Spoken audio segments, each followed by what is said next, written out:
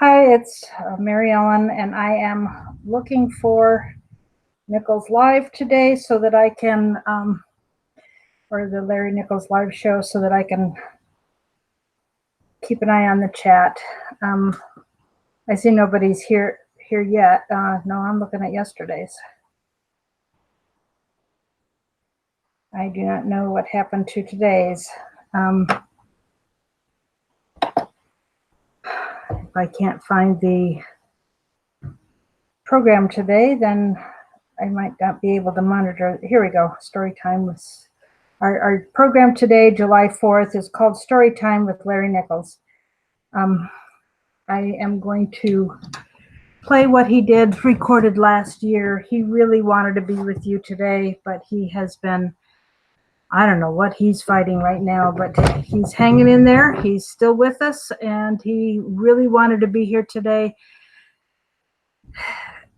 These patriotic holidays are very hard for Larry, whether it's the Memorial Day when he's remembering his fellow soldiers that fought alongside of him or that were under him as a captain.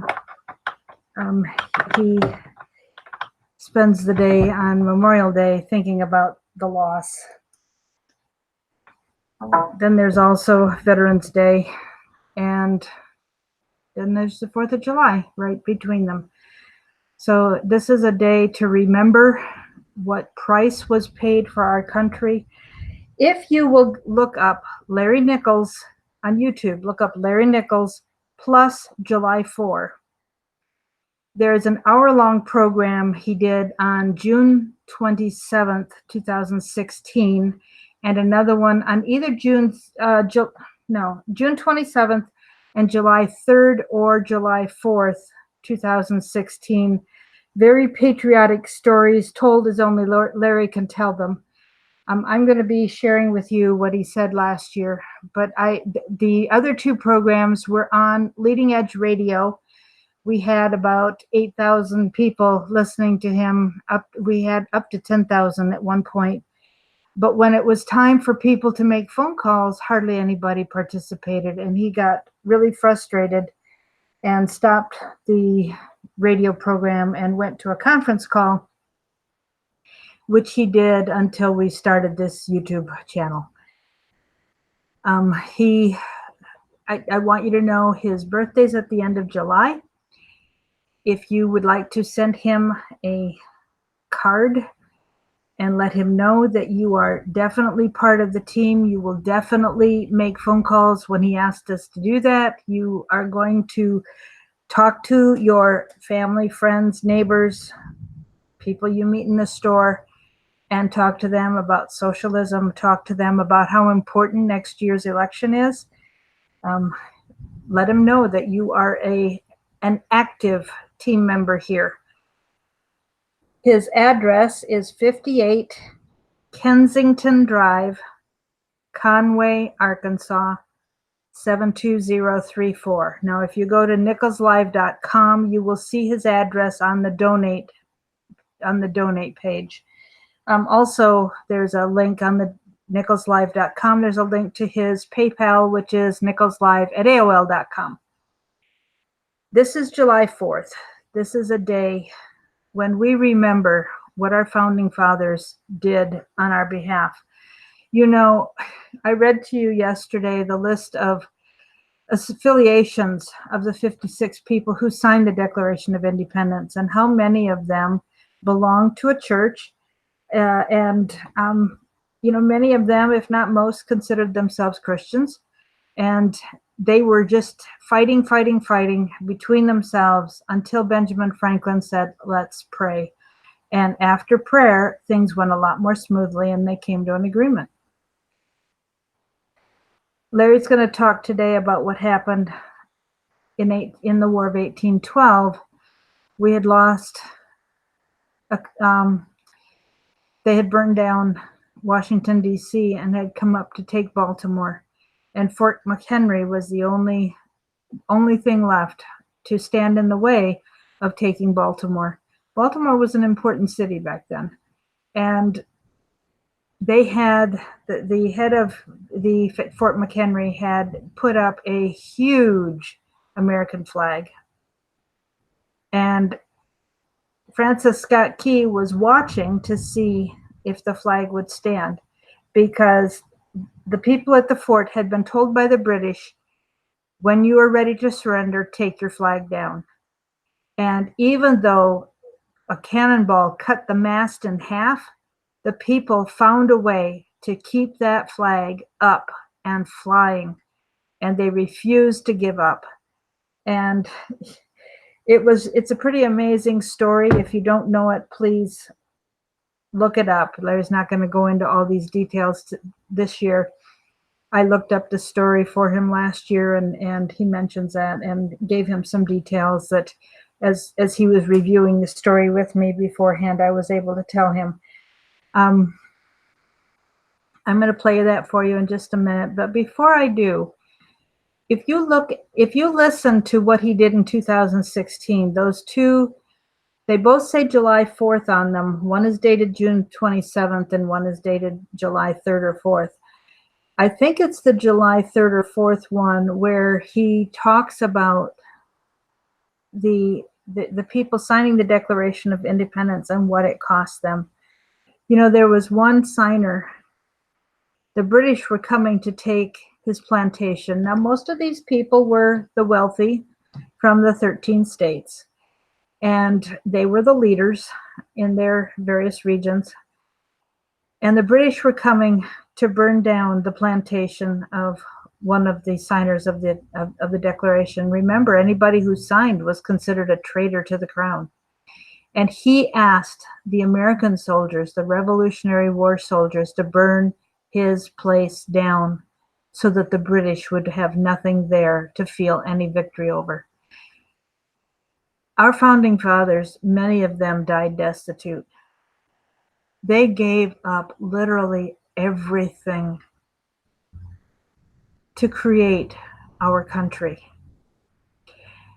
And we need to stand bravely for the sake of our country.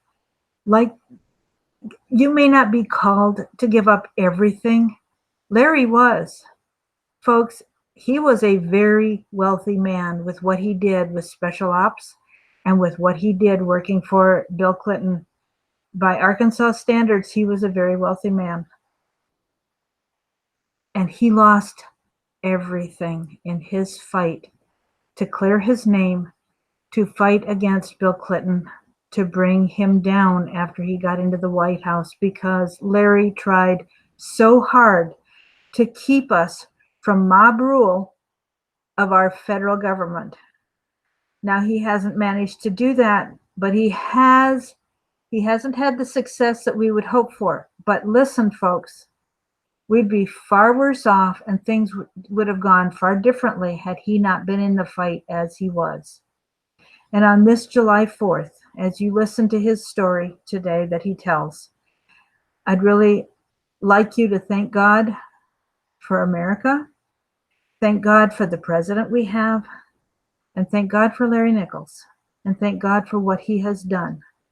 And consider what our founding fathers, and Larry by example as well, have given up and sacrificed, as well as the others, you know, our soldiers who've given their lives or given their livelihood because of the injuries they've come home with, whose families have been so shaken and destroyed by death or injury, caring for our veterans.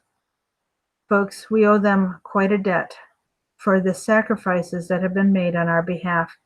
And so I'm asking you, if there is any way possible to make a sacrifice financially yourself, please do something for Larry Nichols today on the 4th of July. I was able to watch the parade on YouTube this morning, and it was interesting to see the number of Asian American groups that were proudly marching. I've never seen that in a parade before. And you know, I thought very much about Larry and his service in Vietnam, when the Vietnamese Americans had their float and their people in national garb. We really are I disagree with what I have been told about this being a salad bowl. Multiculturalism does not work, folks. It tears people apart into too many divisions. We need to go back to being the melting pot where it doesn't matter what color you are.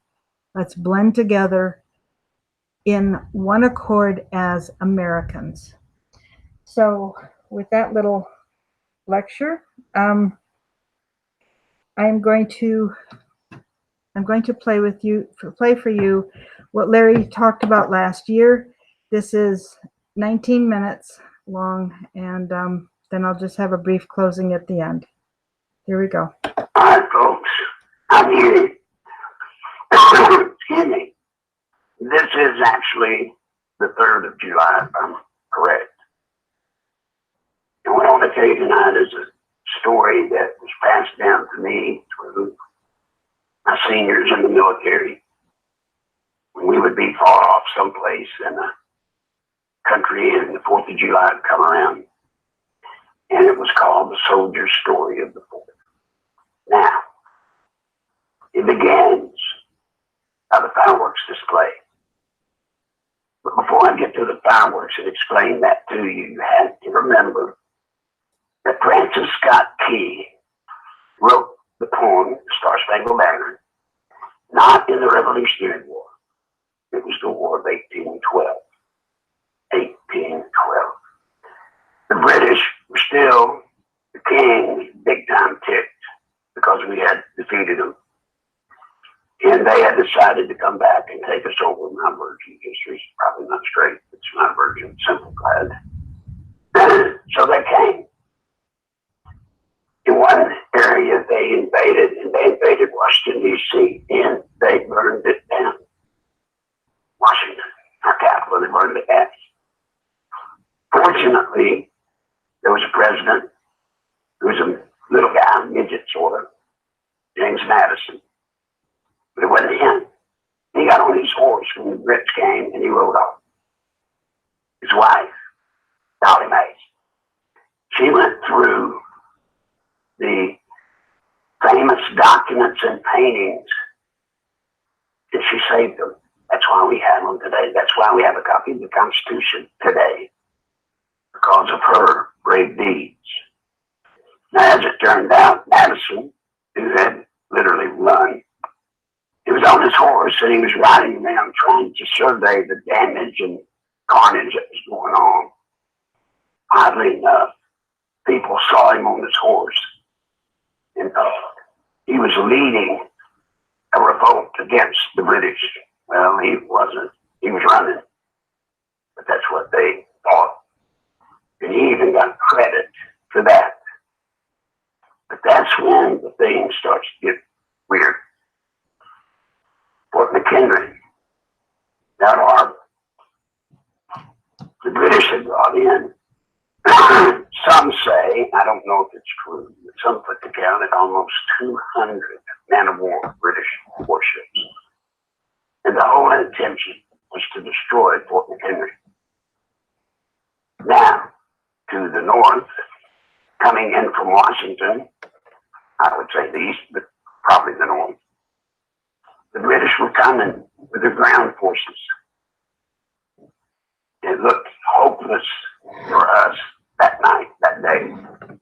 We were totally outmanned with the British coming in from the land and certainly outgunned from the sea. Well, that's when it started. The cannonade, unlike any that had ever been felt, started happening. Now, the commander of the fort, because in that day, and I got this from Mary Ellen, she sent it to me, and I'm glad she did. During that day, you have to understand when black powder weapons started firing, a fog developed instantly. A fog so thick you could cut it with a knife. And the way that commanders knew where their troops were was each unit had its unit flag. And it was a great honor to carry your unit's flag and hold it high. And then the commanders but generally the on horses are up high, and they could look out over the fog and where the flag was. That told them whether their unit was still engaged in the battle or if it had lost. Because if they looked and the flag was not there, their unit had been defeated. So a flag was a major instrument of war in that day. Armistead decided that he wanted the biggest American flag he could get. I'm paraphrasing it, but he wanted a big flag, so he got it. He got a big flag. Well, then it came. A thunderous noise heard for 20 and 30 miles away. And people, they said, as far down the rivers, they could hear it almost 100 miles away, hear the field rolling. Francis got key. And actually, there's two stories. Did he set up on the hill and watch it? Or did he sit on a British ship and watch it? I choose to believe that he went to try to get some prisoners released and was actually on a British ship when it started. I may be wrong. He might have been on the hill. But in any event, he had a vantage point that tomorrow night, when you go to your local fireworks display, most communities have one, you're going to see what he saw. From that, he wrote the poem, The Star Spangled Banner. It starts out, oh, say, can you see by the dawn's early light? By the dawn's early light, what was that about? They had been steadily bombarded all night long. The fog, like I told you, had just built and built and built. And everybody expected when the morning sun cut through the fog that our flag would be gone. But it wasn't. There it was. When you see the mortars in your fireworks display, I want y'all to understand they didn't have videotape recorders back then. So they couldn't tape that scene, that dramatic scene. He couldn't tape it and show it to us for all of history. All he could do was write it down. But over the years, we started using fireworks to give us the images of that night. So it started out bombs bursting in air.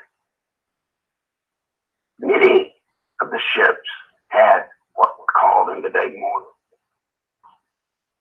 And they threw cannonballs that had fuse on them.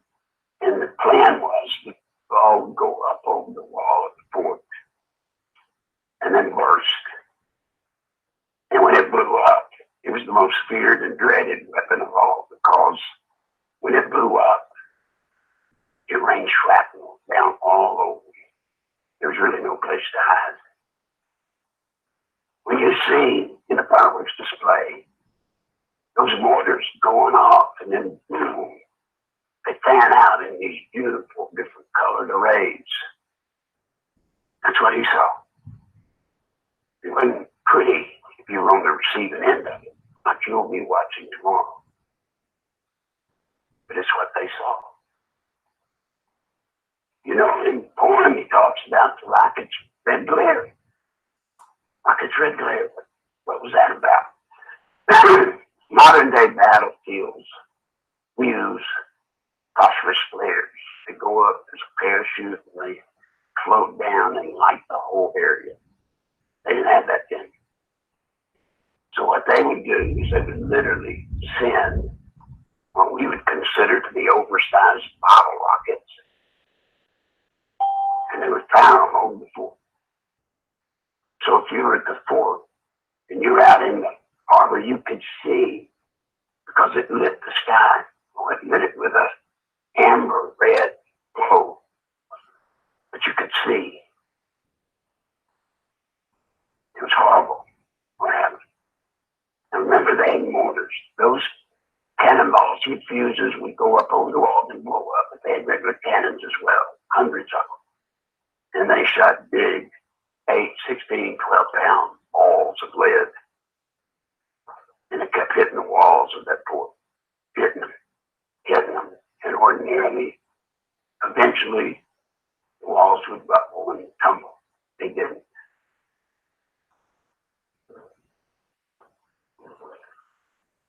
It's just incredible to me for people to believe how difficult it was in that day to commit war. You did not want to be one of the people firing those mortar rounds that blow up over the walls, because a good big percentage of the time, when they left the tube, they blew up. And everybody involved with the mortar or the cannon, as you will, blew up with it. They were dangerous. But if they got over that wall, there was something.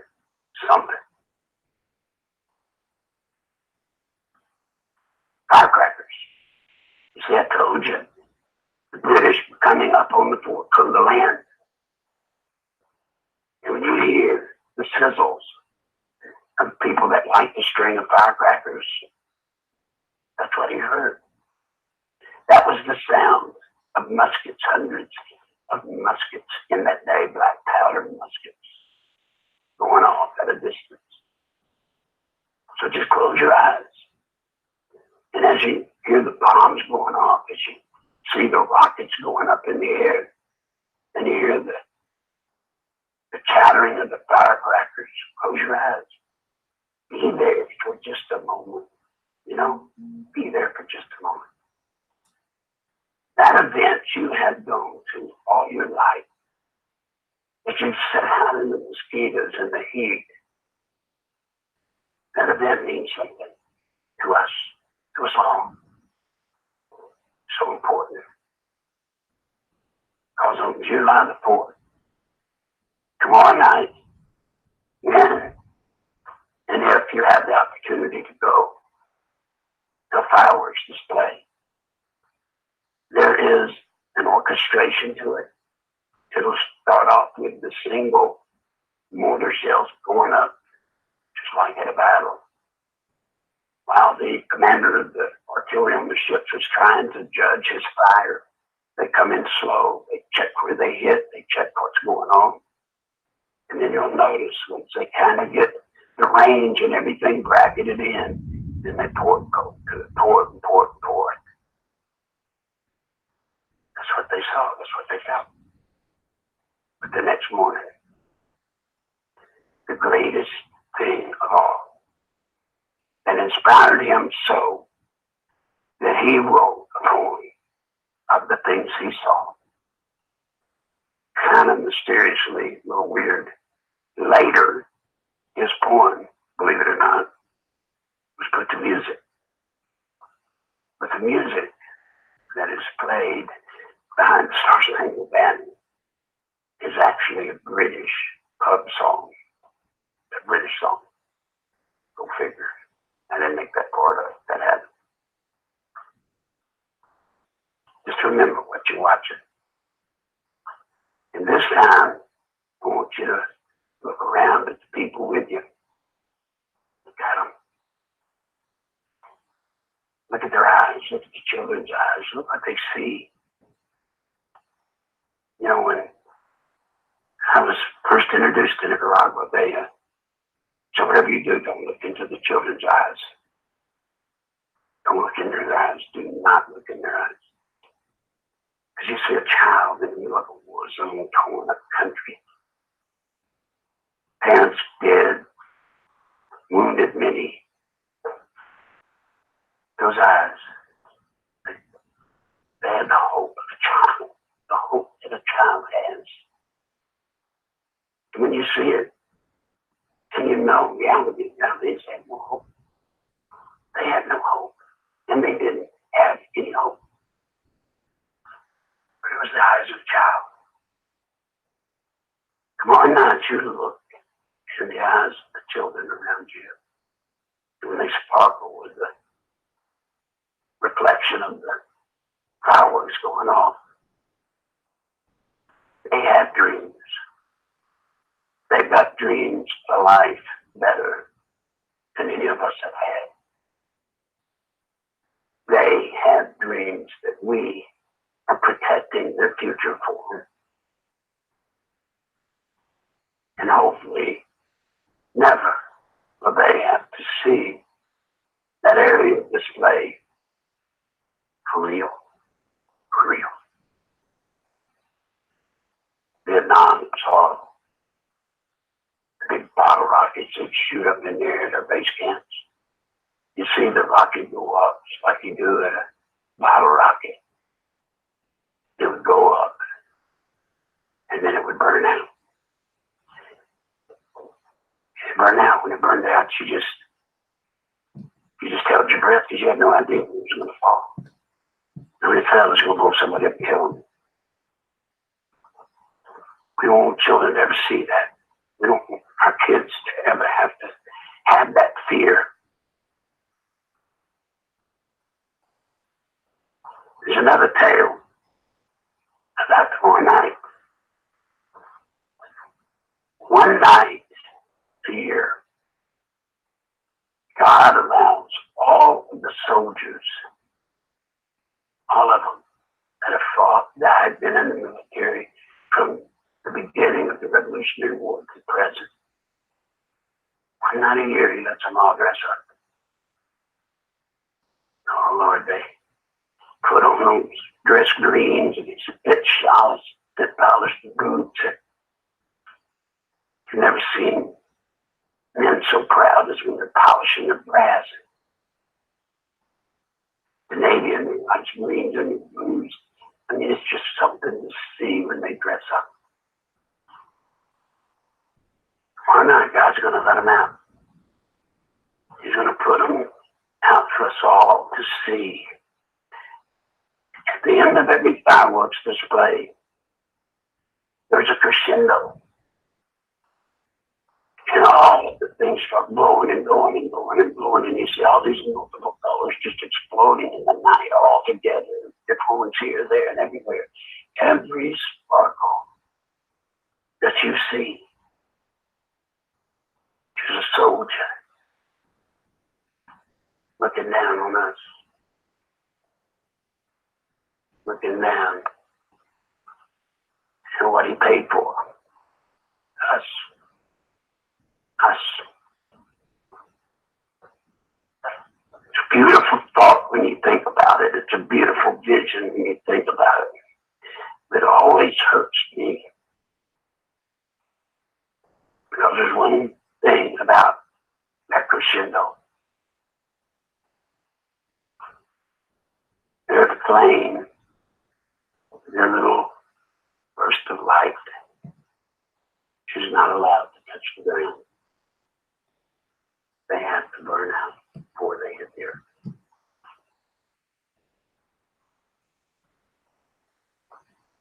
Hey, that's what made us. Those men, women, more than that, that God that brings them to us. That's what made us. That's what we are. Or at least that's what we were supposed to be. And I, for one, here with all of you, no matter if you're liberal, conservative, whatever you are, I'm proud to know you as a fellow American. It's an honor, truly, to know you. Tomorrow night wouldn't hurt when that crescendo starts. We probably heard it all. Maybe hold hands with a friend or a loved one or a stranger and sing the Star Spangled Banner. Sing it. Sing it proud. Because that's the story of us. Thank you. I don't know Let me see if I can talk a little better. I don't know about you, but Larry's stories give me goosebumps.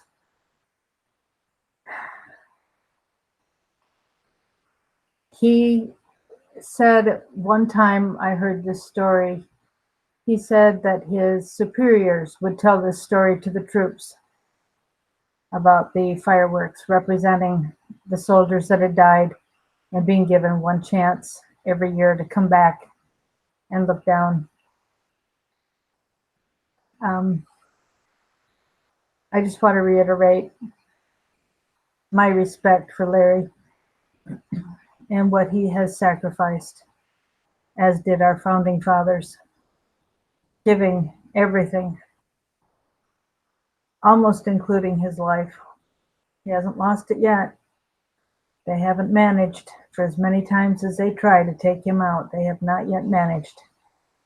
And I'm very grateful that God is giving him time to finish his mission, but he needs our help, folks.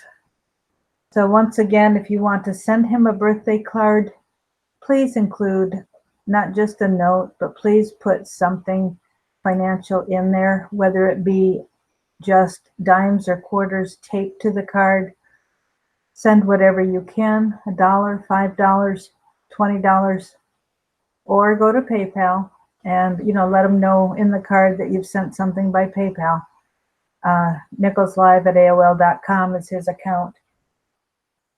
I know he wanted to be with us today. It's really hard for him to spend his time thinking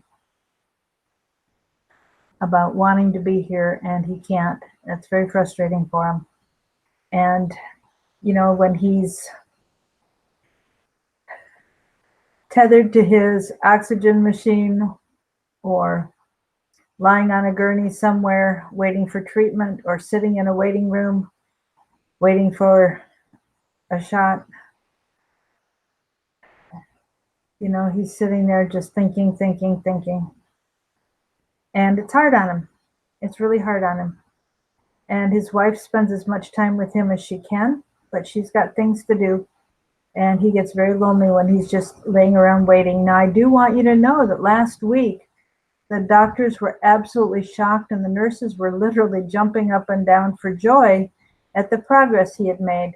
But since he did the program with us on Monday, he's kind of taken a nosedive that really did quite a number on him. And so he's struggling to get himself back to square one, so he'll be ready for the big treatment that's hopefully going to provide the cure that we're praying and hoping for. So I'd encourage you to do what you can for him. Talk about the things that Larry tells us. Let him know that you are definitely going to participate and be active. I mean, the thing he's asked us right now to do is to talk to folks. Talk to people about what you've learned from him. Talk to people about socialism, what it means, and that we don't want it.